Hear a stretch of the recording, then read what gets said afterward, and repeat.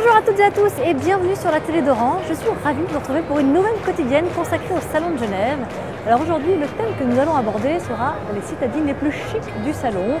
Alors au travers des concepts mais également des nouveautés, nous vous présenterons les stars de cette édition 2011. Et on commence tout de suite sur le stand Ford avec cette magnifique B-Max. On va retrouver notre expert Laurent Meillot à l'intérieur. Il va nous en dire un petit peu plus. Salut Laurent. Salut Margot.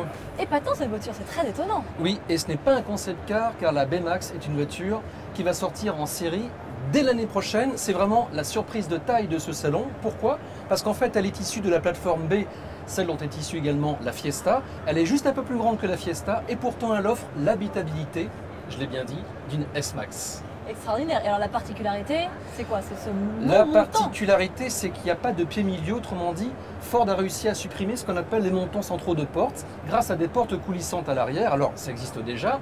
On a vu aussi beaucoup sur le salon de Genève les systèmes de portes antagonistes. Mais en fait, ce sont des concept cars. Là, l'intérêt, c'est qu'ils ont réussi à trouver une forme qui permet de rigidifier en fait les portières qui sont arrimées au toit. Et donc, ça permet d'avoir beaucoup plus de place. On a 1,5 m d'ouverture, ce qui permet donc de charger un vélo, une armoire normande, beaucoup de choses. Et en plus, ça marche en cas de sécurité passive, c'est-à-dire que les ingénieurs de Ford ont calculé que pour un test Euro NCAP, pour un crash test, il pourra avoir 4 à 5 étoiles, malgré le fait qu'il n'y ait pas de pied milieu dans cette voiture. Autant dire que c'est notre voiture de demain. Exactement, et en plus c'est une voiture qui innove par son moteur, car il n'y a pas seulement l'aspect ouverture cinématique, il y a aussi un petit moteur 1 litre 3 cylindres qui a un appétit d'oiseau. Ça fait partie, ainsi que quelques raffinements techniques dans cette voiture, de la panoplie de ce B-Max. Ok, j'achète, c'est vendu. Bravo Laurent, merci. Je vous emmène. Et bien voilà, on sait maintenant tout sur cette Ford B-Max. On a hâte de la voir arriver sur le marché. Mais vous inquiétez pas, il y a plein d'autres nouveautés sur ce salon en termes de citadines très chic. Je vous laisse en découvrir 3 tout de suite. Regardez. En perte de vitesse sur le segment lucratif des citadines chic, la vieillissante Y profite du salon de Genève pour dévoiler sa toute nouvelle livrée. Pour prêter main forte à ses cousines transalpines, Fiat 500 et Alfa Mito, la petite Lancia Y fait enfin sa mue. La petite italienne commençait en effet à accuser le poids des années. Regard affirmé, calandre en blason et courbe travaillée, la nouvelle mouture soigne sa présentation au traitement un tantinet baroque. Véritable concentré de Delta, cette petite Y ne déroge pas à la réputation de Lancia, réputée pour ses habitacles tendus de cuir et d'Alcantara. Avec ses capacités d'accueil revues, l'italienne peaufine qui plus est sa copie pour donner la réplique à une concurrence souvent moins chaleureuse. Comme ses sœurs Twingo et Clio, la pétillante Wind a choisi de se décliner en version Gordini. Une fois de plus, seul son look en profite. Hormis ses couleurs spécifiques, cette Wind profite d'éléments de carrosserie blanc glacier, d'un toit noir brillant et de roues 17 pouces dotées de jantes alliage diamantées noires. À l'intérieur, cette version intègre une sellerie cuir noir et bleu Gordini, un volant spécifique et un levier de vitesse avec soufflet en cuir bleu dont le pommeau en métal est siglé Gordini. Enfin, sous le capot, rien ne bouge, c'est le 1,6 litre de 133 chevaux, bien connu, qui officie. L'Etera de son côté préfigure à Genève un futur modèle d'accès à la gamme Infiniti, modèle visant une clientèle plus jeune. Au passage, vous noterez que la ligne de cette étude de style n'a rien de commun avec ce qui se fait dans le segment premium actuellement. Réalisé sous la direction du patron du design, Shiro Nakamura, l'Etera est un mélange joyeux de coupé, de berline, de compact à haillons, avec un zeste de crossover.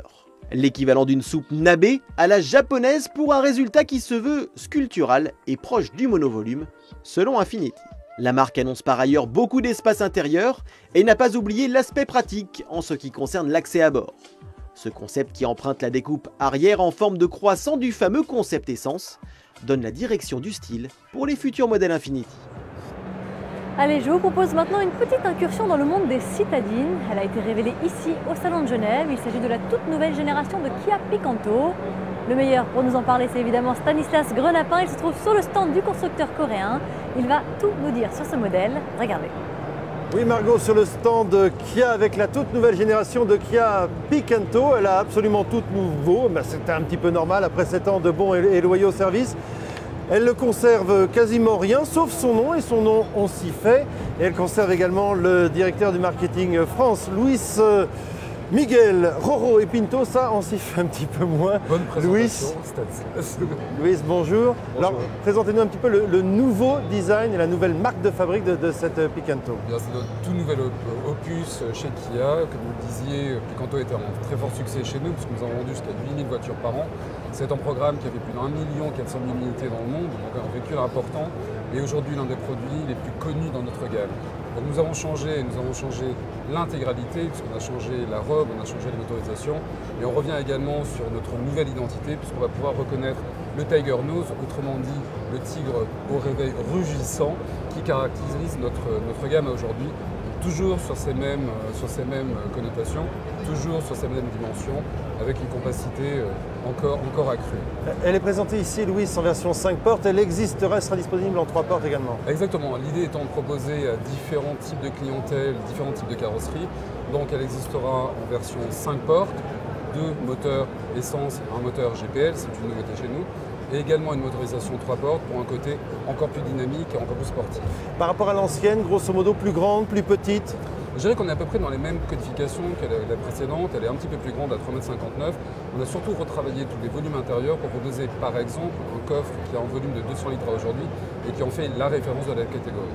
Un petit mot sur ce qu'on trouve sous le capot, les moteurs. On trouve sur le capot 2 types de moteurs essence, donc un moteur 1 litre 69 chevaux et un moteur 1 litre 25 à 89 chevaux, et également une nouveauté, un moteur 1 litre GPL qui développera 82 chevaux et surtout une émission de CO2 qui nous permettra d'avoir un bonus de 800 €. Reste, est-ce que la Picanto bénéficiera de la signature Kia, les 7 ans de garantie? Mais bien entendu, puisque c'est une constante et nous sommes la seule marque à l'offrir sur l'intégralité de la gamme.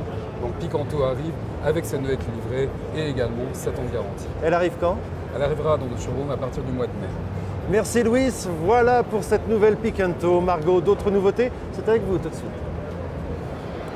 Et bien voilà, cette émission consacrée aux voitures chic du Salon de Genève est terminée. Je vous donne rendez-vous demain pour découvrir encore plein de nouveautés, plein de concepts. Et évidemment, je vous présenterai mon coup de cœur du jour. Il se trouve ici, sur le stand à bar, juste derrière moi. Je nommé la 695 Tributo Ferrari, une véritable petite bombe italienne comme je les aime. Rendez-vous demain sur la télé d'Orange. Salut à tous!